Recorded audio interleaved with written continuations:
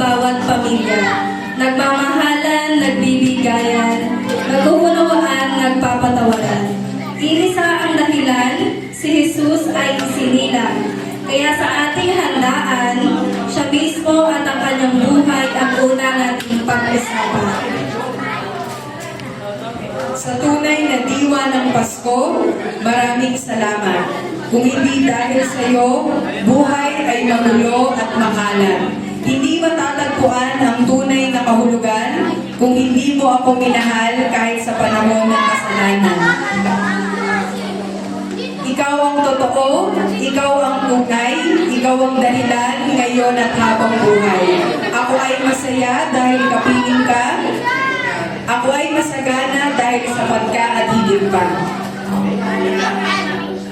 Ang Pasko ay ikaw at ang iyong anak na nag-iiyak. Sa sanlibutan na ligaw, ngunit binigyan mo ng pagpapalang umahaw. Maraming salamat Amang Banal sa iyong wagas na pagmamahal. Kami hindi mapapagal sa pagsasabing ikaw ang aming pinakamamahal. Walang bahid pagmamataas kang dumating na parito. Naging higaan mo'y poong kakanan ng asno at kamelyo. Kung paanong kababaang loob ang ipinakita mo, ay natutunan na mula pa nang ikay isilang sa mundo. Salamat Jesus sa buhay mong handog. Regalong walang katulad, pangalan mo'y manlog. Sa araw ng Pasko, maunawaan-nawa naming lahat na ikaw lamang Jesus ang kailangan at higit pa sa sapat. Pagmamahalan man o pagbibigayan ang diwa ng Pasko, isa pa din ang kahulugan ng kanyang pasilan upang tubusin tayo sa kasalanan.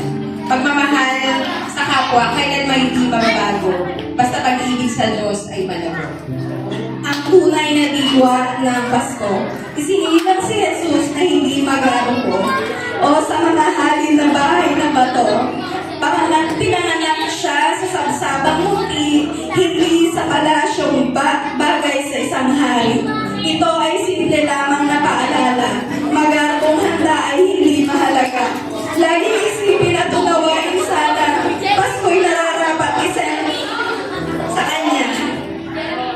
Ang Pasko ay tunay na kaysaya, lalo kung buong pamilya ay sama-sama.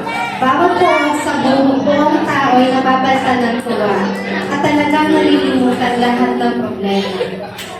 Hindi man kasing lamig ng dati, kaligayahan sa Pasko'y nananatili. Diwa ng selebrasyon maglilimutin, kapanganakan ng Diyos anak na ihalay sa atin.